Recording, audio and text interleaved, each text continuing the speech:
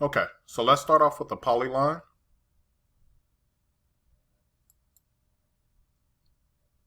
And let's make that distance going this direction.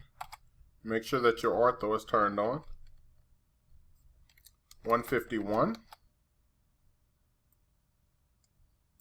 And you can see I can't see the other end of my line, but I can type in what I needed to do.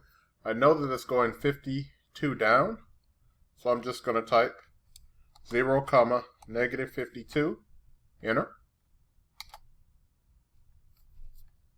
Next, I'm going to type in minus 20, 0.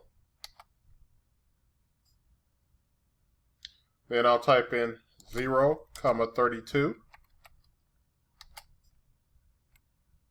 And then we're going to go back this direction, negative 131, 0, and then C to close.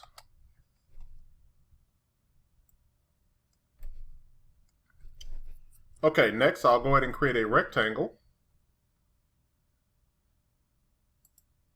So let's use rectangle. Let's select this point.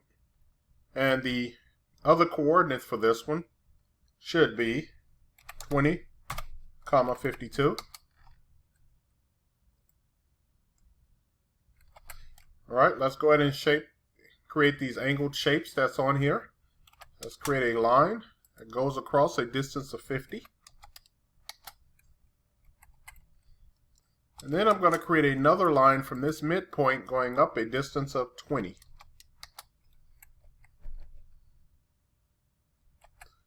I'll create a circle that has a radius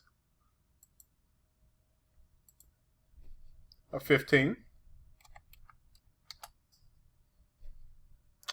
And then on the inside of that, I'll create a circle that has a diameter of 20. I can delete this middle line. Let's create a line from this end point to the tangency of that circle. I'll do it again on the other side. So a line from this end point to the tangency of that circle. Trim.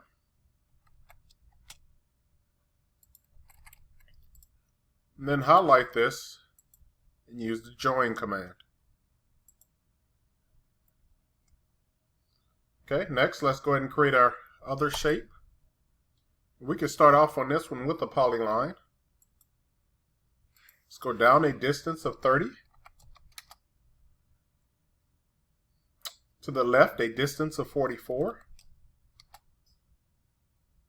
Go up a distance of 30.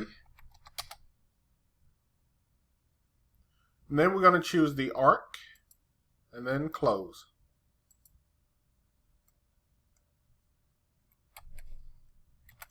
Let's create a circle that has a diameter at the center of this one, and the diameter is going to be 22. Now for this example, we're going to ignore the drill points. Let's go ahead and take a look at this isometrically, and we should have everything we need to complete this one. Extrude this shape, and I'm going to go up a height of 76. Next, I will extrude the rectangle, and let's go up a height of 6. These next two shapes I'm going to extrude, but I'm going to extrude them very long. So let's go to extrude. I'm going to select this shape and this one, and let's make them go down the distance of, well, we can make them anything we want. Let's go with 100. Okay, so now we're going to stand some shapes up and start manipulating them to get everything that we want in the correct orientation. So first I'm going to flip this standing up. I have to get out a 2D wireframe. I'll start off in the regular wireframe. I'm going to switch my move gizmo to rotate gizmo. Select my 3D object, the red axis, and you can see I have this shape standing up. I'm going to work with my rectangle here in the front. So I'll select that box. I'm going to choose the green axis first. Stand it up like so. And then I will choose the red axis.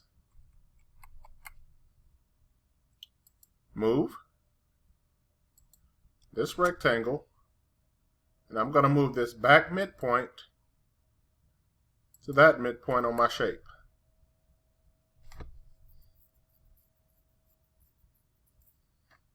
Okay, next I'm going to deal with the front one. So I'm going to manipulate this shape to get it in the right location. So I'm going to select the shape and that circle that's on the inside. Choose the red axis and stand it like so. Then I'll choose the blue axis and rotate it going this direction.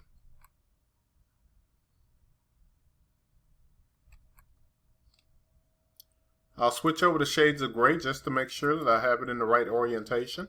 And you can see that I do.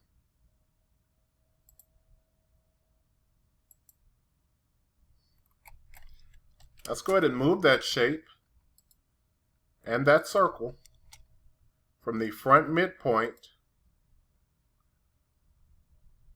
to the top midpoint along this point. I'm going to select front on my view cube. I'm going to tell the UCS that I want to use this view. So I'll choose the view option. I'm going to use regular 2D rotate. Make sure that I'm going to select my shape here and that sketch. My base point is going to be at this end point located here. This is going in a counterclockwise rotation, so the angle will be positive 45.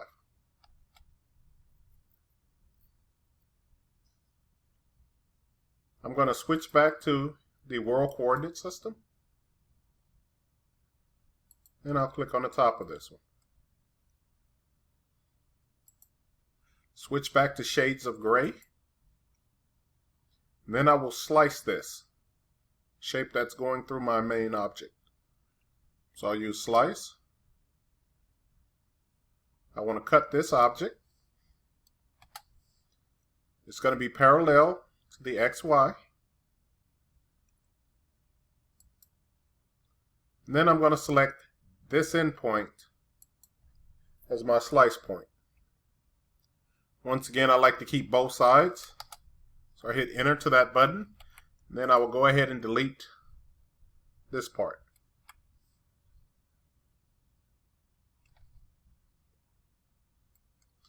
I'll union these together. So I'll go to union, this top shape, the angled part, and my box that's in the front. So next I'm going to manipulate this shape. So select that shape and don't forget about the sketch that's on the inside. You can choose the red axis. And then I'll select the blue axis.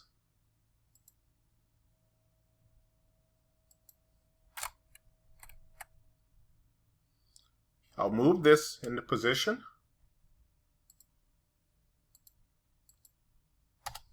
And I'm going to choose this midpoint to that midpoint. I'll select the front view again. I'm going to manipulate my UCS by telling it to use this view. I'm going to use regular 2D rotate. Make sure you select your object and that shape in the front. You can see on my command line it says 2 objects were found. Base point should be at this end point. And if it's not showing up, you can shift and right click and force AutoCAD only to look at endpoints. Now this one is going in a clockwise rotation. So it will be a -30. I'm going to change my UCS back to the world coordinate system. Slice. Select this object. And once again, this one is also parallel to the XY. So choose XY and select this endpoint. I'll keep both sides and I'll delete the bottom.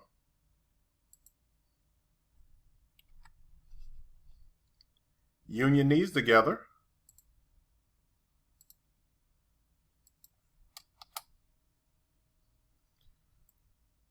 Next, I'll go ahead and put these circles or clear them through my object. So this one on this side has a depth of 32. So I'm going to choose Extrude. And if these faces are hard for you to select, you can always switch over to wireframe.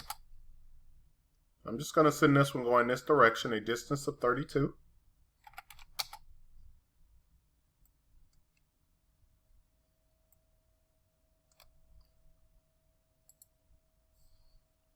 This one is going down a height of 32 as well. So I'm going to extrude.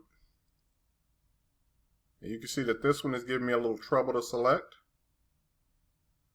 I will switch over to wireframe. Then I will extrude this shape. 32. Subtract. Select the shape I want to keep first, and then I'm going to select the shapes that I want to remove, which are going to be both of these cylinders. I'll switch back over to shades of gray. Now you can see that both of those shapes do have a hole running through them. Let's go ahead and taper these edges. So I'll switch over to the solid tab, then I'll choose chamfered edge. Distance.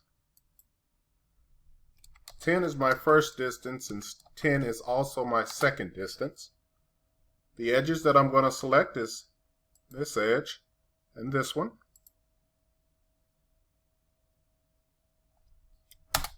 You hit enter to give you a preview and one more enter to accept. Let's go around and take a look at the front view. Now I'm going to rotate this around to this isometric so I can go ahead and put my fillets and my cylinders running through it.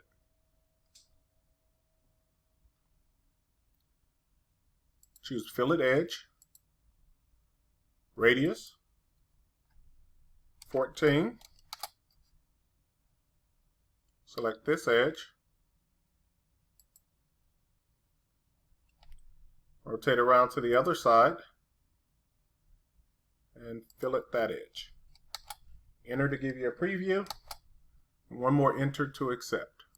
So now with this done, I'll go ahead and put these cylinders on the end of these faces. Let's choose cylinder. I will highlight this face. I'm not clicking on it, I'm just touching it. I will come down to where that edge and I'll get close enough to where I see the center mark. And once you see that center mark, click on it. The diameter of my cylinders should be 12, so select diameter 12. And make sure that you send it just through the back where you can see it. Do it again on the other side, so I'll go to cylinder. I'm just standing on this face. It should highlight for you automatically. I will come near the edge here. Once I get the center icon to appear, I'll go back to it and click on it. This one is the exact same size diameter as the last one. You can hit the enter button as long as you see that cylinder go through. Subtract. Select your shape that you want to keep, and then select the objects you want to discard.